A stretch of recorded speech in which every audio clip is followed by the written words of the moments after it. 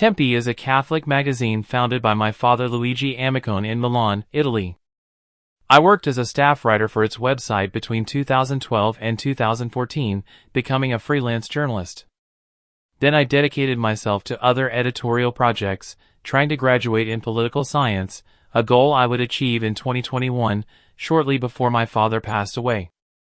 In 2017, my father still had his own column in Tempe. For a supervening fiscal reason, it wasn't convenient for him to be paid, so he sponsored my collaboration with the new chief editor Alessandro Giuli, future Minister of Culture, who accepted. In February, inspired by a strange dream, I presented to Tempe a proposal regarding the Monster of Florence case. I couldn't know yet, but it would be the beginning of a journalistic investigation that was going to be my daily job for almost 8 years. In the spring and summer of 2017, I frequently spent time in Tuscany for the monster case I had started to study a few months before. At the beginning of May, I visited Florence and the places of the crimes. Accompanied by attorney Edoardo Orlandi, I also went to visit a former French legionnaire, Giampiero Vigilante. It wasn't yet known to the public, but the Florence DA's office and Carabinieri were investigating him for alleged complicity in the monster murders. The case would be dismissed 3 years later. When in front of the gate of his lawn house we asked Vigilante what he thought on the monster's crimes and the conviction of the snack buddies, he replied laconically, "There are other minds behind that." My main interlocutor, whom I hadn't yet met at the time, was Joe Bevilacqua. Deductions based on certain clues made me believe that he might be the Californian serial killer Zodiac who could have moved to Florence in the 70s. At the time of the monster's activity, the U.S. witness of the Pacciani trial worked with the American Battle Monuments Commission, a federal agency that manages the military cemetery complexes of the First and Second World Wars, on the U.S. soil and abroad. Vedete che Clinton prende una bandierina e poi la risistema. Un gesto semplice ma simbolico. A FOIA response by the ABMC to a request from me would confirm that Bevilacqua arrived in Florence 5 months after last Zodiac's definite letter, and that he served at the local American cemetery until December 1988, before moving to Nettuno, as he declared at the Pacciani trial. ABMC would tell me that they don't have their annual reports of the 80s. In 2017, only some previous reports were digitized by Google. To get them, I'd have to ask the National Archives and various universities, receiving an almost unobtainable extract from the Oklahoma Library Department. The annual reports contain details on the employees, the works, and the important visits regarding the Florence American Cemetery, of which Bevilacqua became superintendent in 1977. They certify his presence in Florence during the monster period of activity, year after year, from July 1974 to the end of the murders. While examining these reports, an amatorial sleuth, Revelix, would notice a possible connection with the monster case that might have probative value. The use of Nubex silicone to waterproof marble at the Florence American Cemetery. On the shell casings from the last monster's crime at Via Scopiti, near Bevilacqua's place of work and residence, a whitish substance that would have been already present before the shots was observed by expert Giovanni Idovito in '85. The material analyzed only visually at the time turned out to be a mix of silicone, plaster, and zinc. Could the latter two substances have stuck to a Nubex residue from the American cemetery? The enterprise that produced the compound, the British Newbold, has been closed for decades. In 2019, I'd go to England, to the National Archives, to verify if there was any useful information in the Ministry of Technology dossier on Nubex and the similar Nubindex, obtaining confirmation that they were the commercial names of the Newbold product for waterproofing stone artifacts, which weren't mentioned in the patent description. I'd provide this information to the Florence DA's office in 2020, attaching it to a report on the hypothetical misdirection of the Sina case, but it would be overlooked. Analyzing the medals pinned to Bevilacqua's ABMC superintendent uniform, I learned that he had a long career in the Army. I sent him a message that was an allusion to his dark past, in case he was Zodiac. I told Bevilacqua that I was working on the biography of a soldier who may have served in the military police in California at the time of the Vietnam War. It was the same period of the certain and possible activity of Zodiac in that state. The actual serial killer, who was probably living with the fear of being caught sooner or later, would be undoubtedly scared. Although it was Bevilacqua who invited me to see each other in person, the first time I rang the intercom of the apartment where he lived, the octogenarian veteran looked out of the balcony and with an anguished tone of voice asked me 3 times why I had come to visit him. After a moment of uncertainty, he opened the gate. To get to know him better, I didn't immediately address the subject of my investigation. Most of the interviews took place in person in Bevilacqua's apartment in Sesto Fiorentino, with his bulldog, Ophi, dozing next to us. The first time, at the entrance to the apartment, I was surprised by a cardboard silhouette of Jesus at eye level, in contrast with the figurine in the center of the table to which the guests lead me, depicting a bull with an almost naked woman tied on its back, which probably featured a scene from Quo Vadis. Bevilacqua wasn't religious, while his wife Mary Torelli present herself as an observant Catholic. Also for this reason I'd give them a book on the Rosary to Mary Untier of Knots, Protector of Couples, and to Bevilacqua an essay by English writer Gilbert Keith Chesterton, known to the public above all for the detective stories of Father Brown. Shortly before dealing with the monster case, on Christmas Eve 2016, I bought a novel that mocked a failed attempt to canonize Chesterton by the Catholic Church. Inside there was a prayer by Pope Francis asking for his intercession. I memorized that prayer, saying it often at the beginning of the investigation. Once, Bevilacqua and I talked outside his apartment, at an outdoor table of a bar in Falciani, close to the American cemetery where he lived during the monster's activity, near numerous crime scenes. And in the car during the journey between the cemetery and his last home. In the first meetings, Bevilacqua talked to me about his war experience in Vietnam and as a detective with the Army's Criminal Investigation Detachments. It transpired from Bevilacqua's attitude that he understood the reason why I wanted to meet him, although it remained implicit at first. After the second meeting in May, he walked me on the doorstep, and with a pat on the back he said, "I like you, because you are one who doesn't bring trouble." In 2018 I'd provide the judicial police a copy of most of the notes that I wrote down during those interviews. They report that Bevilacqua served in the 5th CI Detachment in Livorno between 64 and 65. This and other pieces of information, which weren't known to the public at the time, would be later confirmed by government documents I'd obtained from the National Personnel Records Center of St. Louis. After forwarding those documents to the detectives in charge of the monster and the Zodiac cases, I translate them in Italian, letting the public know about Bevilacqua's military background on my blog Ostello Volante. In the article on Bevilacqua's bio you can consult his military dossier and the ABMC records relating to his stay in Florence, both acquired during my investigation. In his testimony at the Picciani trial, Bevilacqua hadn't given precise indications about his past, remaining vague.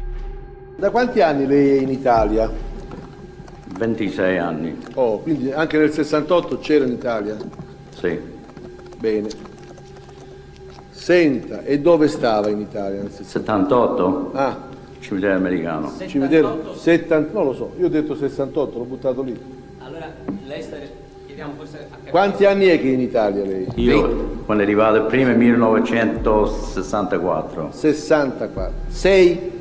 6-4, ma io è andato via d'Italia per lavoro, 3 o 4 lavori. Oh beh, 64 lei è stato in Italia. Sì. E in Toscana quante volte c'è stato? Ma in tutto forse 22-23 anni. Bene. Bevilacqua's behavior seemed to me too cautious for a mythomaniac or a suggested witness, as he has been defined by some people interested in the monster case.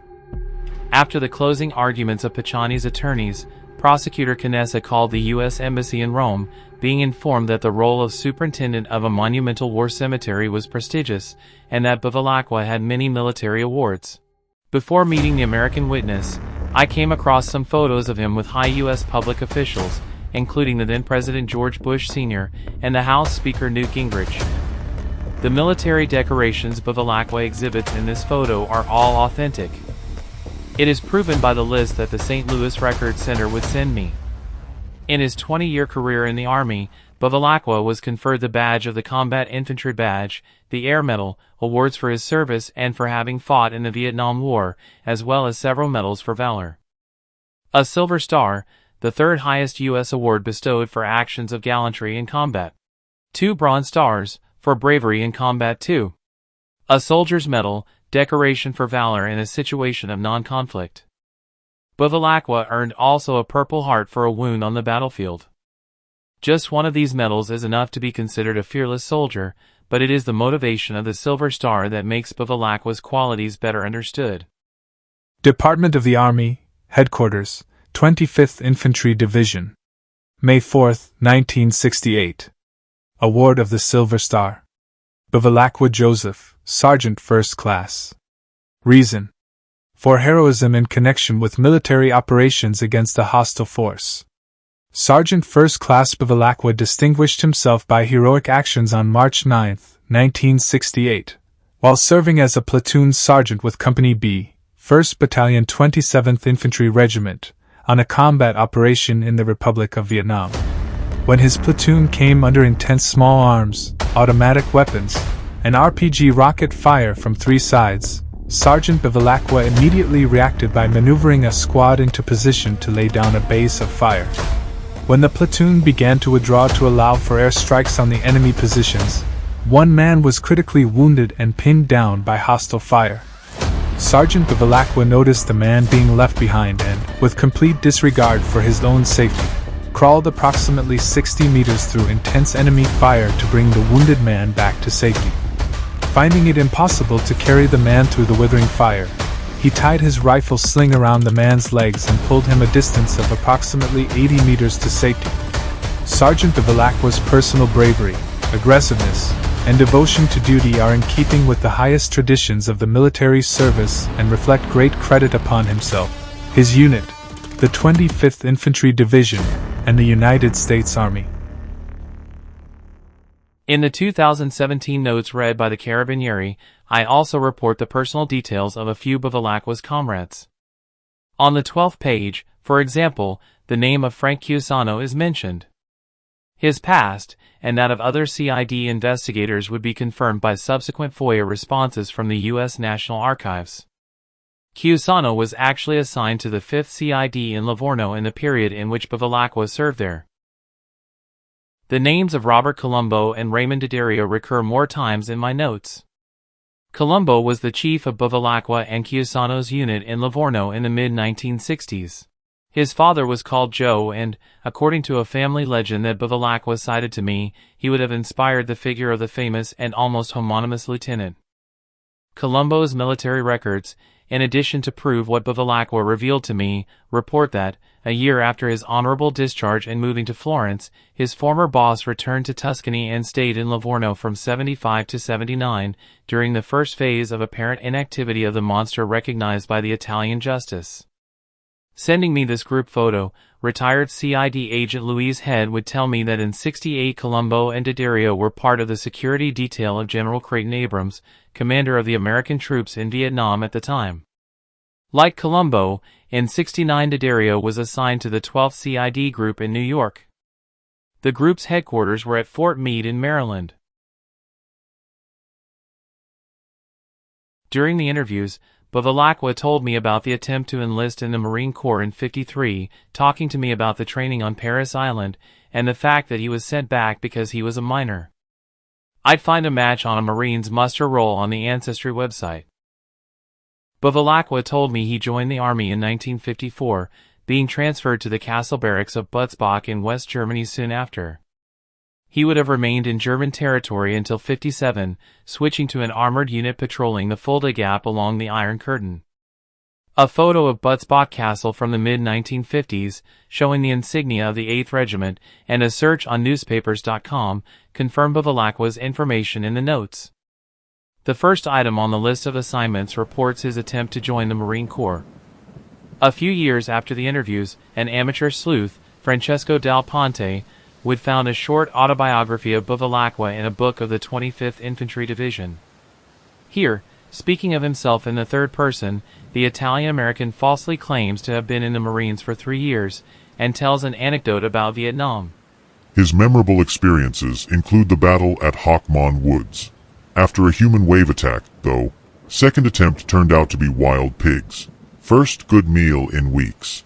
25th had many good Hawaiians who barbecued real well. The line related to the transfer to Butzbach proves that the list also contains some inaccuracies. It's very unlikely that a recruit could be a squad leader, although this assignment was also mentioned by the local press in New Jersey in '54. In addition, the word USA is 4 letters short of the correct acronym for U.S. Army Europe.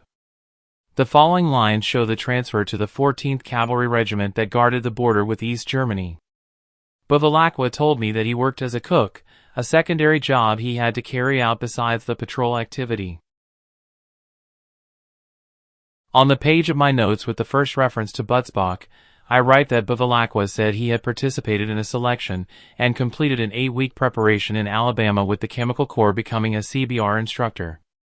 The list confirms Bevilacqua's stay in Fort McClellan, the historic headquarters of the Chemical Corps, specifying that he was CBR assistant and instructor in New Jersey and New York states for about 4 years, before being transferred to Livorno, and that at the end of the first decade of his military career, in '64, he joined 5th CI Detachment of the Military Police. According to official data, Bevilacqua came back to homeland in August '66. The previous year his first child was born from the union with an Italian woman. Bevilacqua told me he had been a CID investigator for 10 years, until his dismissal at Camp Darby in June '74. He worked with the CID even while he was in the 27th Infantry Regiment in Vietnam, where he had gone as a volunteer. Similarly, in '69, he would have been with a CID unit from the East Coast. Meanwhile, he was serving in the Continental Army Command Organization. He told me that I'd not find any of those assignments in his military records, because he worked undercover and therefore had to remain secret. There is no mention of the military police in Bevilacqua's OMPF since the assignation of '66. But it's almost evident that starting from then his assignments become incongruent. After doing a couple of years as an assistant CID investigator, the former CBR instructor would have turned into a mess and club steward. Later, he continued in the infantry, becoming an operations and intelligence sergeant, first in Vietnam, then in 2 key commands in Virginia and Germany. Finally, he ended his career at Camp Derby in the logistics sector, with very vague job descriptions. A user of the ZodiacKiller.com forum, a retired soldier, would speculate on a possible adulteration of the list of Bevilacqua's assignations, accusing me of that. It would be enough to request his records to the National Personnel Records Center to ascertain that I am not responsible. In any case, in January 2019, I'd get a confirmation on the Italian-American's undercover investigative activities from Lieutenant Colonel Mark Reese, commanding officer of Bevilacqua's infantry battalion in Vietnam between September and December 1968. Reese would tell me, "When I assumed command of the 1st Wolfhounds in September 1968, SFC Bevilacqua was my operations sergeant. I considered him an outstanding soldier. Shortly after I assumed command, the division commander charged him with a special, undercover assignment. He was sent to the division NCO Academy to determine if illegal activities were being committed within that unit. It took him about a week to get the goods on several NCOs and, I believe, at least one officer, for dealing in drugs and prostitution. When he returned to my command, he had a very interesting story to tell." Reese's email refers to the 25th Infantry Division. When Bevilacqua carried out that undercover activity, D'Addario was a detective in the same division. I'd suppose he was his supervisor. Indeed, I report the word chief in my notes. Before joining the Army, Bevilacqua's colleague was a detective of the Air Force, the OSI, until July 1967. While the OSI investigates the members of the Air Force and the NCIS known for the homonymous TV series Those of the Navy, the CID units have investigative competence on the Army soldiers, as it could be known because of the protagonist of Lee Child's novels, Jack Reacher, who also worked with the CID. In all cases, these investigations concern a restricted military environment. It's therefore not surprising that detectives with undercover assignments may come from bases different from those where they do their job. I found an example of that in news about an anti-drug operation in Camp Derby in '71, which involved Italian investigators and the local CID. The article tells of an officer moved from Germany to infiltrate the group of suspects disguised as a hippie. The undercover detective might be just Bevilacqua, if it was false the description of his appearance given to the press, of a blonde and slouchy man. Indeed, he was apparently assigned from the 7th Army Command in Germany to Camp Darby in the same period. On June 30, 2017, I agreed with Bevilacqua to write his biography. I'd not keep a copy of the pro forma, and it's not clear from this image, but there was an underline in the circle of the Q of his signature, missing in the others that I'd have the opportunity to see. That day the elderly host brought me a photo album from the 60s and 70s. I thought it was one of those I had already leafed through, and I was stunned for a moment when I saw a Celtic cross drawn in pencil on the title page. It was the symbol used by Zodiac to sign himself. But we have not yet spoken openly about that case. Anch'io sono umani come voi. A skin diver's watch? The only time I'm underwater is in the shower. Zodiac watches. Zodiac, a symbol that now stands for terror in San Francisco. Today there was a possibly significant development in the terrifying case of the man who calls himself Zodiac and has boasted that he is responsible for 5 murders in the last 9 months. In Zodiac's latest letter last week, he threatened to make a busload of school children his next victims. Since then, school buses have been discreetly guarded. The new letters from the Zodiac Killer were sent to the city room of the San Francisco Chronicle. One of the letters was 7 pictures long, and in it... No limit. Have you considered the water theory? What? Geographically, every attack takes place near a body of water What's or your water-based water name. Lake Berryessa, Blue Rock Springs, Lake Herman. Washington and Cherry? Another grim message. I've killed 7, the Zodiac claims. Sorry I haven't written, but I just washed my pen.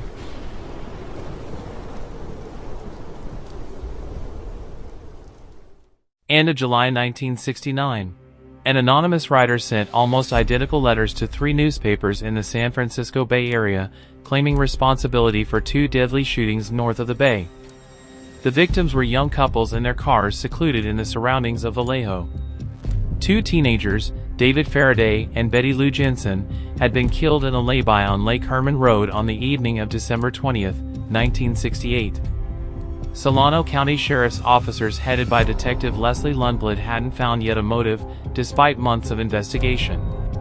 The next couple, Michael Mageau and Darlene Farron, were attacked in front of the Blue Rock Springs golf course on the night of July 4th. Only Michael survived. Immediately afterwards, a man called the Vallejo police claiming to be the perpetrator, as well as the individual responsible for the previous double murder of 68. Police traced the call to a phone booth at Joe's Union gas station. Detective Ed Rust interviewed Michael. The boy declared that they had been attacked by a stocky young man, about 5 feet and 8 inches high. The attacker parked behind their car on the driver's side, where Darlene was sit. He drove away, then returned and parked on the other side. The attacker got out of his car and dazzled them with a flashlight. Michael and Darlene thought it was a policeman. They were looking for their IDs when he began shooting. The man had a stocky build, light brown hair and wore a blue t-shirt. Mageau didn't remember any distinctive features, except that he had a large face. It was 4 weeks later when the killer sent his first letters. They were addressed to the editors of the Vallejo Times-Herald, the Examiner, and the San Francisco Chronicle. The notes were all accompanied by a different part of a cipher. The author demanded their publication, otherwise he'd kill again. He didn't sign with a name but a symbol, a Celtic cross. In the letter to the Chronicle, he said that he had included his identity in his cipher, which would be decrypted a few days later by 2 teachers from Salinas, the spouses Betty and Donald Harden. The text reads, I like killing people because it's so much fun. It's more fun than killing wild game in the forest. Because man is the most dangerous animal of all. To kill something gives me the most thrilling experience. It's even better than getting your rocks off with a girl. The best part of it is that when I die, I will be reborn in paradise, and all the I have killed will become my slaves. I will not give you my name because you will try to slow down or stop my collection of slaves for my afterlife. Ebiariot met H.H. Pity. The last part seems to make no sense. It might be an anagram. In the plaintext there are a few misspellings, like paradise with a C instead of S. Paradise with C is an obsolete archaic term. Could it be a play on words with dice? Or maybe ice? A report prepared by DOJ agent Mel Nikolai of the California Bureau of Investigation reports that the attackers' belief in an afterlife where victims would become slaves of their killers could originate in Southeast Asia. There are similar superstitions in other areas of the world as well. A user of the forum of ZodiacKiller.com, Mike D., would find a resembling belief in the saga of Kull of Volusia by Robert Howard. In the short story The Ghost Kingdom, the exiled warrior of Atlantis finds himself facing the snake men, who enslave the souls of those they kill. There may be another hidden quote in the phrase, "Man is the most dangerous animal." Italian researcher Daniele Trinchieri would find an almost identical sentence in an installation at the New York Zoo in '63, revived in Chicago 2 years later, a simple mirror bearing the inscription, "The most dangerous animal in the world." An analogous epithet, reported by various amatorial sleuths, is featured in a movie of the 30s derived from a story by Richard Connell, The Most Dangerous Game. The main characters are two young people shipwrecked on an island owned by a Russian count, Zarov, a big game hunter, who behind his kind manner would prove to be anything but hospitable.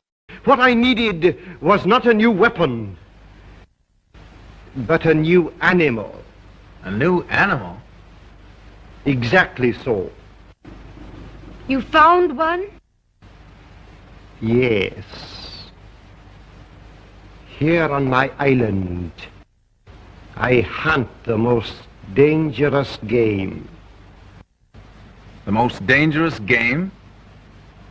You mean tigers? In a letter of August 1969, the anonymous writer made himself known by the name of Zodiac. Speaking to the Examiner about the couple of teenagers killed in '68, he concluded this way. All I had to do was spray them as if it was a water hose.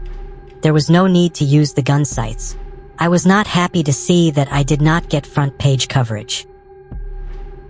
On September 27th, before sunset, Zodiac was at Lake Berryessa, threatening two college students, Brian Hartnell and Cecilia Shepard, with a gun.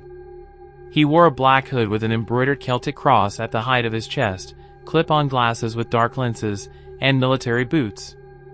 He pretended to be a robber escaping from a prison. He asked for car keys and money that he didn't take. Once the victims were lying down, tied with washing line ropes, Zodiac unsheathed a bayonet, hitting the boy with a few stabs and then attacking the girl. Before leaving, he wrote a message with a marker on the door of the victim's car. Brian's description differed from the previous one only in the color of assailant's hair. He spotted a dark brown tuft between the perpetrator's glasses and his hood. He was of medium to short height, kind of pouchy.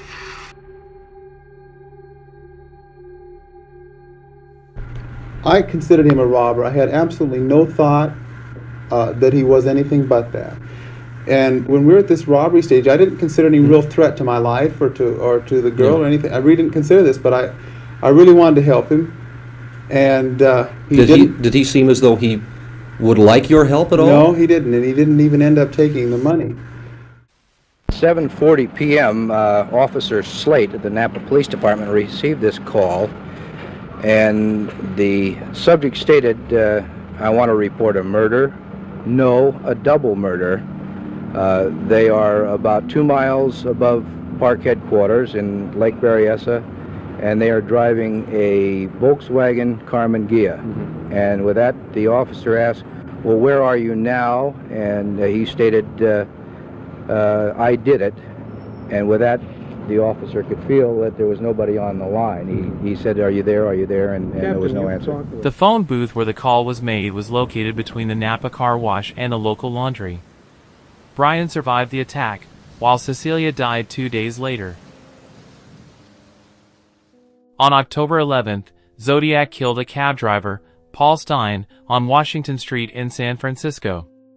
He stole his wallet and car keys, and the police mistook him for a robber. According to a reconstruction by the detectives, the killer hailed the cab driven by Stine near the Geary Theater, where the famous hippie musical Hair was staging, and then headed towards the Presidio area. A few days later, a note from Zodiac arrived at the Chronicle. It was accompanied by a shred of Stine's bloody shirt. The serial killer threatened to make a school bus his next target. Just shoot out the front tire and then pick off the kiddies as they come bouncing out.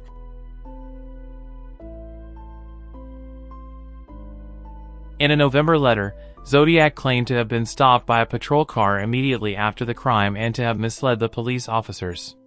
Agent Donald Falk partially confirmed this story in a memorandum, stating that he saw the suspect, but he didn't approach him because the dispatch had said he was black. You could say he sort of looked down, perhaps this lumbering gait,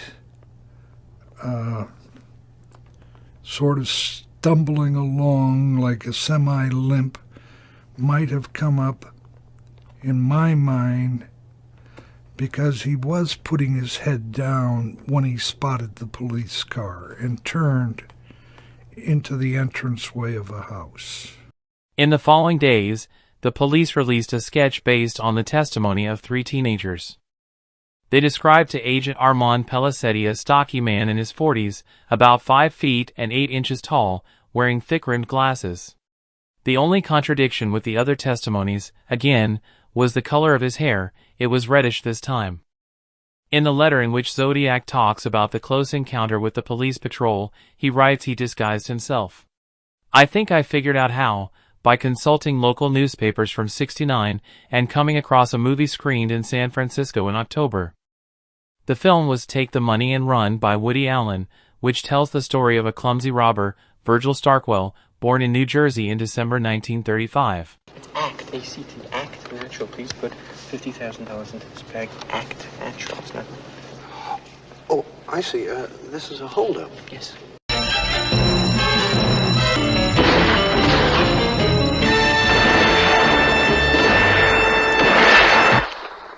All right, one. I got your daughter. Wait! Hold your fire, man! Let me go or she gets it!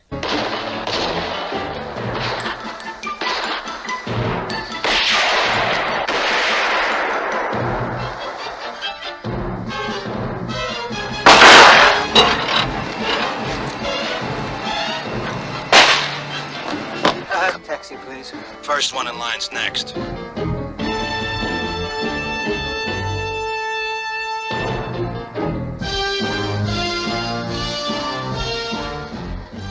In his memorandum, Agent Falk states that the suspect was wearing a navy blue windbreaker and brown pants, a suit identical to the one worn by Virgil Starkwell in various scenes of Allen's film, including the one shot in San Francisco when he runs into his future wife. What do you do? I'm a laundress. Laundress? Laundry? Yeah, I wash clothes. In a letter from 70 containing his encrypted name, Zodiac writes cryptically, I was swamped out by the rain we had a while back. Vowing that he will never serve his full term, Virgil plans an elaborate escape using a bar of soap and some shoe polish.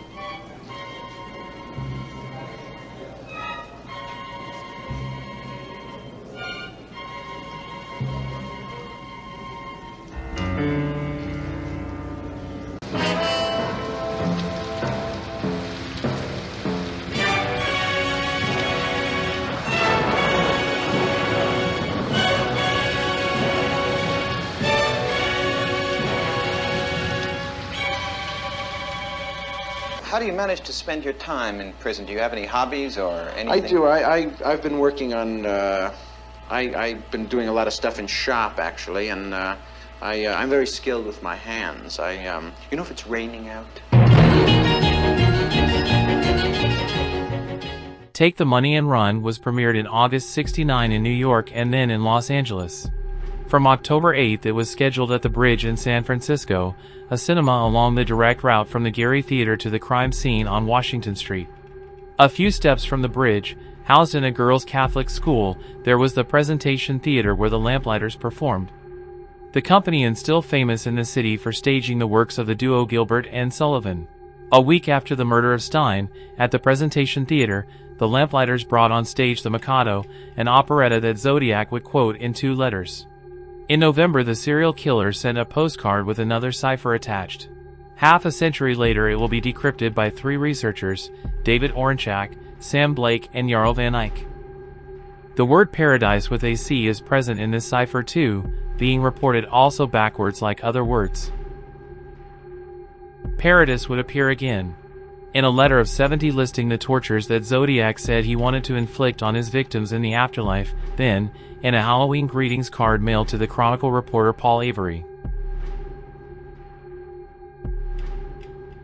In June 2022, using Paradise as a key, I'd believe that I discovered the solution of the possible anagram at the end of Zodiac's first cipher. The decryption was obtained following the method of columnar transposition. The author of the message stopped at an intermediate step, simplifying it. The first part of the solution is backwards, and 2 words are in Italian, the verb to drink in the infinitive form and e, that is, and. Once corrected, the translation says, I drink and tope, I'm the hit.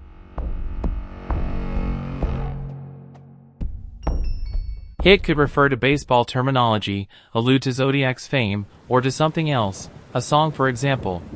A hit that was popular in the summer of '69. In the sentence that precedes the anagram, Zodiac states that he does not want to give his name, apparently denying what he said to the Chronicle. Perhaps the solution of this riddle can be a clue to the serial killer's identity? I'd find out that near the phone booth from which Zodiac called the Napa police after the attack on Lake Berryessa, there was a theater where Woody Allen's Don't Drink the Water was about to be performed.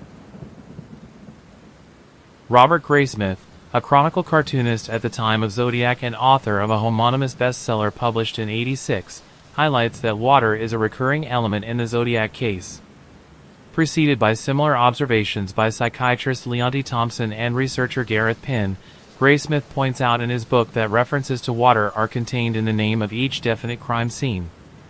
Graysmith includes among them Zodiac's last murder in San Francisco, on Washington Street, which could allude to the verb wash. In the attack on Lake Berryessa, there are other references to wash, as well as in the postcard mailed a month and a half later. And maybe also on the envelope containing the Halloween card of the following year, where Zodiac underlines lav, the first letters of the Italian verb lavare, to wash. Perhaps Zodiac was a sailor, swimmer, or boatman, says Graysmith. Or maybe a former Navy member, like the most notorious suspect in the case to date, Arthur Lee Allen. The name of this teacher from Santa Rosa, a city north of the San Francisco Bay Area, would be discarded by detectives for lack of evidence, like that of many other suspects. The investigation into him, though, would disclose the probable source of inspiration for the serial killer's name, the watch producer Zodiac, whose symbol is a Celtic cross. Also in this case there is a reference to water. Indeed, the flagship product by Zodiac watches at the end of the '60s was the Sea Wolf.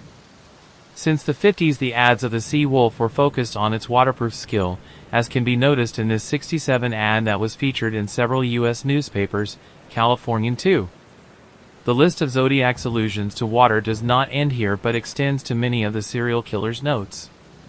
One can also be found in a letter of December '69 addressed to attorney Melvin Bell-Lai. Please help me, I'm drowning.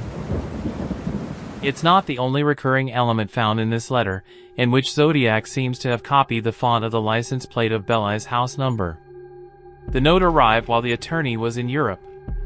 It was accompanied by another piece of Stine's bloody shirt. Misspelling errors appear in it, such as Mary with one R and difficult with one F. 16 years later, there would be the same type of error in Italian, followed by an hyphen, on the envelope mailed by the so-called monster of Florence. An amatorial sleuth of the Zodiac case, Shine V, would also notice a possible cinematic allusion on the same theme as The Dangerous Game.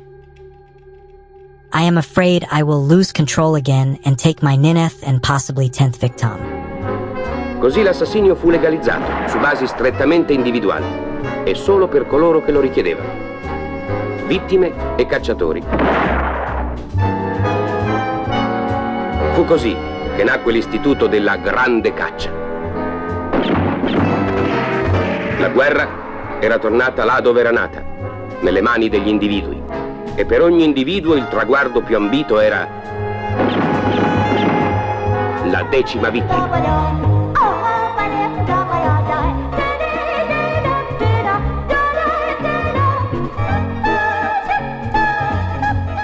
Taunting law enforcement officers is a hallmark of Zodiac's modus operandi. FBI agent Larry Ankrum believes it's one of the reasons that push him to continue killing. In January 1970, an FBI telegram reports a phone call to Belai's home from a self-proclaimed Zodiac, who told the attorney's maid that it was his birthday. The FBI telegram does not specify when the call was received, but it should date back 2 weeks before, at the end of December. I'd find out that on December 29th, the San Francisco police gave the FBI a list of suspects with same or similar birth dates, which are currently redacted in the available records. In October 1969, a pretended Zodiac had made phone calls to ABC Channel 7 to talk with Belai, while he was a guest on Jim Dunbar's talk show. In the plaintext of the November cipher, the serial killer said it wasn't him.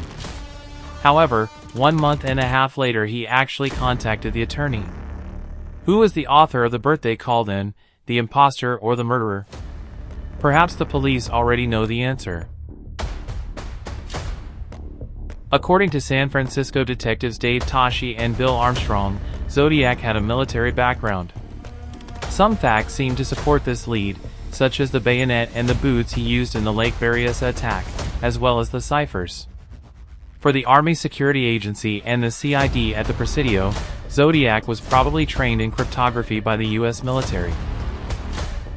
However, his possible competence regarding ciphers seems to be inconsistent with the brevity of the last ones. They are so short that they couldn't be solved without hints. The first of them is Zodiac's name encoded with 13 symbols. It was mailed to the Chronicle on April 20th, 1970, 4 months after the Belai letter. There are so few symbols that it's impossible to determine what the solution might be with a standard method. Zodiac apparently gives no clue in this 2-page note where he makes spelling mistakes more strange than usual, such as Cirrus instead of Curious, and Sid instead of Kid. On the second page, there is a diagram of a bomb with which the author of the message threatens to blow up a school bus. He is keen to specify that an automatic mechanism would prevent it from going off by acid. This letter, in addition to the reference to the soap gun scene in Take the Money and Run, contains a second cinematic allusion, and indirectly to water. The serial killer claims not to be responsible for a bomb that caused the death of a Blue Meanie, referring to a policeman. The Blue Meanies are villains in a Beatles movie based on one of their most famous songs. We all live in the yellow submarine. The Yellow Submarine. Yellow submarine. The forces of good, the Beatles. The arch-villain, the Blue Meanie. Just a couple of months before the Chronicle published Zodiac's name cipher, the New York Times reported that Blue Meanies had been used during the student protests at Berkeley as a nickname for the Alameda County Sheriff's deputies. This is confirmed by a protest sign in the sheriff's archive. And it was precisely an area in front of the Eden Township substation of the Alameda County Sheriff's Office, the target of the bomb indicated by my solution of last known Zodiac's cipher, the Mont Diablo code. The letter with this cipher was sent in June, 2 months after Zodiac's encrypted name and a subsequent postcard depicting Don Quixote and Sancho Panza. Enclosed with the letter was a map. The note explains that the cipher together with the map allows you to pinpoint the spot where a bomb would have been placed. The target is no longer a school bus because schools are closed. In a July letter, Zodiac would say that the cipher contains radians and inches, that are measurements of distance and angle. On the map there is a compass with the center on the top of Mont Diablo. Zodiac asks that the needle be pointed toward magnetic north. This type of information, angle, distance, and position of magnetic north are necessary to navigate with a compass and a map along a certain direction to reach some place. This seems to imply that the cipher contains not only the location of the bomb but the route to reach it, with a distance and an azimuth based on magnetic north. The units of measurement used to navigate aren't radians and inches, but degrees and miles or kilometers. Even the FBI, which couldn't solve the cipher, believes that the word miles might be present. Despite the suggestion, the cipher is still too short and with few repetitions to be solved. Perhaps there is more? In 2018, observing that the compass needle is shaped like an arrow, I'd ask myself if the distance could be the sum of the segments that divide the quadrants of the compass. By rotating the final arrow, you'll have a perimeter along which the bomb could be positioned, about 14 miles from the top of Mont Diablo, according to the map scale, which is off by 2 miles. This trick drastically reduces the number of possible solutions. By searching along the highlighted perimeter, you'll come across the area of the intersection of Foothill Boulevard and Hillcrest Knolls. Checking it out on Google Maps, I'd noticed the presence of the Eden Township Station of the Alameda County Sheriff, whose deputies were nicknamed Blue Meanies, in the same way Zodiac called the police officer killed by a bomb in his previous letter of April 20th. I'd believe I found the correct decryption after trying various options. In the solution I propose, after the name of the places Foothill Boulevard and Hillcrest, you can read the distance from Mont Diablo, which according to the scale of the map is about 14 miles. Other than the consistency of the repeated symbols, there are 2 identical replacements for each of the previous ciphers of 69. There is the word far instead of away, a gross error like many others in Zodiac notes. Next comes the azimuth, the angle between magnetic north and the direction to follow from the top of Mont Diablo to reach the target area. The figure of 570 degrees is deliberately excessive. 210 degrees would have been enough, but it seems that Zodiac added a 360-degree turn. Indeed, if you compare the alphabetic letters that replace 3 of the numbers in the decryption, you'll find out that they have been transposed following a precise order.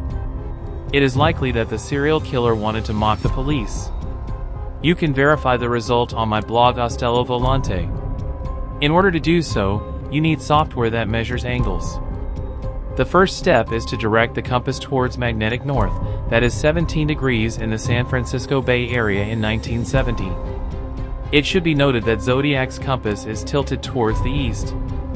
If you want to use a perpendicular line instead of the original indicator, you'll need to tilt it by 2 degrees before starting. The second step is to rotate until you get the angle to follow to reach the identified area, which as mentioned is a complete turn plus 210 degrees. After aligning the segments of the quadrants, you'll get the final arrow that indicates precisely the target area. The solution is logical even if it doesn't follow a standard decryption. The mystery remains as to what Zodiac really placed in that area of San Leandro. Was it just a bluff, or did he really hide something in front of the Eden Township Station? This is the last known cipher sent by Zodiac, but not the end of his enigmas.